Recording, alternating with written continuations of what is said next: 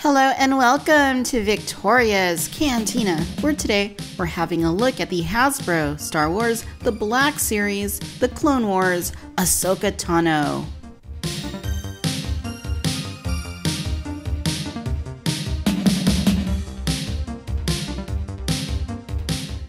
Alright you guys, I'm super excited about this figure. This whole Walmart wave was a pretty exciting one, even though there's a lot of reuse. It's still a pretty fresh wave and it's based off Season 7 of the Clone Wars, which of course was hugely popular this year and just an amazing ending to the awesome Clone Wars series. And of course, probably out of all the figures in this wave, which I'm still waiting to receive some of them as of this recording, Ahsoka was the one I was most looking forward to. Of course, Ahsoka is amazing. For some time now, she's been my favorite Star Wars character. Her story is just beautiful, and it's not just me. A lot of people love Ahsoka, and that's really awesome. I really do dig this new Black Series packaging. I know we've touched on it before, but I just gotta reiterate, it is just so nice. Like this image here of Ahsoka, I feel is just really gorgeous. She's clearly more mature than she was earlier in the Clone Wars. Here at the back, we can see the image once again. Ahsoka Tano, a Togruta female, was the Padawan learner to Anakin Skywalker and a hero of the Clone Wars. Alongside Anakin, she grew from headstrong student into a mature leader. Of course, this indicates this is number 2 in the Clone Wars sub-series of the Black Series. Alright, I'm going to take a little bit of time, get Ahsoka unboxed. When we come back, we will take a closer look at Ahsoka Tano.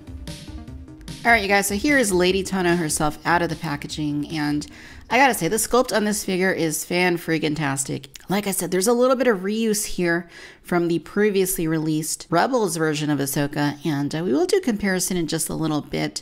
But, I mean, just focusing on this figure, aesthetically, she's really good, really proportionate. Now, as we've seen before with these animated figures that they bring into Black Series, just like they did with Rebels, they tend to try and make them more lifelike, a little bit more realistic than animated.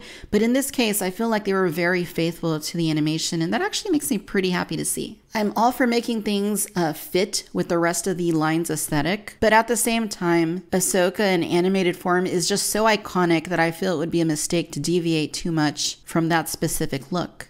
And thankfully, Hasbro seemed to agree, as this does feel very faithful to Ahsoka's animated form, specifically to Season 7 of the Clone Wars.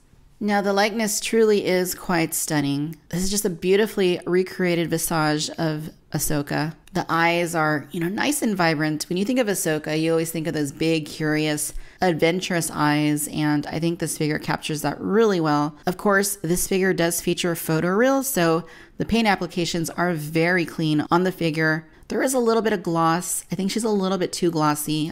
Ahsoka's pretty flat looking in the Clone Wars, so that's really the only complaint I have. Her head tails, on the other hand, aren't quite as glossy as the face. There's a little bit of gloss, but it's not so much as what you see in the face. Another complaint that I have is that I feel like she's a little bit dark.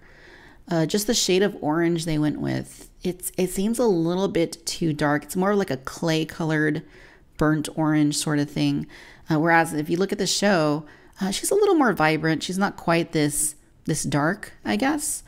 The head tails look good though. I kind of feel like this color maybe should be a little bit more blue. These little gray stripes, I mean, because they really are gray. They're not blue like they seem to be in the show. They're like a dark blue. So, a little bit of difference in the color, but that aside, I still think it's a stunning looking figure. I really love the way her head tails look. And again, they are very cleanly painted. Maybe not perfect, but very nice, especially compared to the Rebels version of the figure, especially the original version of the Rebels figure that came out several years ago. And they're nice and long, definitely Season 7 Ahsoka, and I think she's awesome. The skin color here on her arms does match her face. Again, it's a little dark in my opinion, but at least it matches. Really nice details. She's got a comm link right there on her wrist. Those gauntlets look really nice. There is a little bit of a metallic sort of sheen to them, and you can see the communicator again on that side. And her outfit is a kind of a very subdued blue color, and then again more of this silver paint that is on her skirt. Just gorgeously sculpted. I really love the silhouette, really love the shape of the figure. Now her pants are more of a black color, And again, pretty glossy. And then she's got her shin guards right here, her boots that do extend all the way around. And those also look good. Bottom of the feet look good. Now this Ahsoka does suffer from the same issue that the Rebels version did, and that's that she's just kind of hard to stand. I mean, just such little surface area on her feet. Most of the weight is up here, so I kind of feel like she is hard to pose. And once you do get her posed, I feel like the plastic tends to flex a little bit, like it doesn't stay put. So, you know, that causes her to fall over. So that's kind of a problem. So in terms of articulation, now, this is actually pretty surprising to me. Ahsoka actually has some pretty decent head movement, more so than the Rebels figure did. So you can see that, you know, she goes side to side really nicely. Her head tails don't really catch on her abdomen too much. You can even tilt it, and you can look down a little bit, and you can go up just a little bit, but not too much. Most of that movement is just going to come from the side to side and the tilting, which I think is awesome because the Rebels one was very, very restrictive. Here at the shoulders, you will see that Hasbro added butterfly joints. Now, they don't get the best movement. You can see it kind of rocking back and forth a little bit there. But the joint is there. It just, you know, it's not the most free moving of joints. She does have hinges at both of these shoulders, so nice insert molded connection there that'll enable you to get some pretty good movement out of the figure. Same thing here at the elbows. So, you know, pretty nice bend right there. You know, way more than 90 degrees. I think that's pretty nice. Here at the wrist, you'll find that this one rotates. It goes up, it goes down. And then on her left side, you get the rotation, but instead it goes forward and it goes back like that. Here at the torso, really nice joint. Again, very fluid, you know, very free moving, and, you know, just really, really great. Here at the hips, they are on ball pegs, but you are going to face resistance because of the skirt. They're not going to go out a ton. I feel like it's enough, but it's not a ton of movement. We do have rotations here at both of the thighs. Now, unfortunately on mine, you will see here on her right thigh, there's like a really kind of a big gap. I've tried pushing it in. I don't know if it just wasn't connected right or if there's some problem there with the plastic, but there is a bit of a gap there that you don't have on this side. It should be like this. It shouldn't be like that. So maybe it's just my figure. Here with her knees, she does have double bends at the knees. So, you know, nice movement there. And then here at the ankles, now these joints are a bit loose. So that does kind of annoy me a little bit, but she does have a bend right here. It is on a hinge, so you do have like this sort of rocker movement, but again, the feet are just so small that you really have to dial it in order to get her to stand and to stay balanced, especially when you get her into poses with her weapons. And speaking of weapons, here are Ahsoka's lightsabers. Of course, season 7, the blue lightsabers, same hilts that she's always had in the Clone Wars. This looks really bent. I just don't think they attached it in there correctly. They are removable blades, so you can work them out like that. And if we look at that peg there, it is a little bit, I guess we could straighten that out a little bit. It's just kind of a weird fit for this hilt because of the shape. But the hilt itself looks awesome. I mean, you can definitely see, you know, that this is Ahsoka's hilt. It's just a really nice looking sculpt. A little bit of paint detail on there. I'm a fan. And then with the Shoto saber, same thing. You know, much shorter blade, but the blade does rotate out just like that. I like to be very delicate with these. And again, the hilt looks very nice. It matches the other one, and you know, just really nice sculpting job by Hasbro there.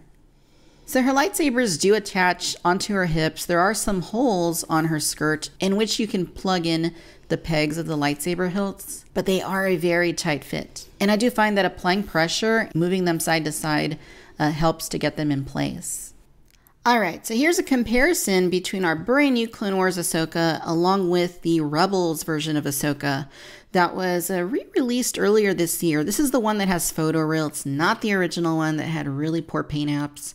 The re-release looks so much better, so definitely worth upgrading if you only have that original release.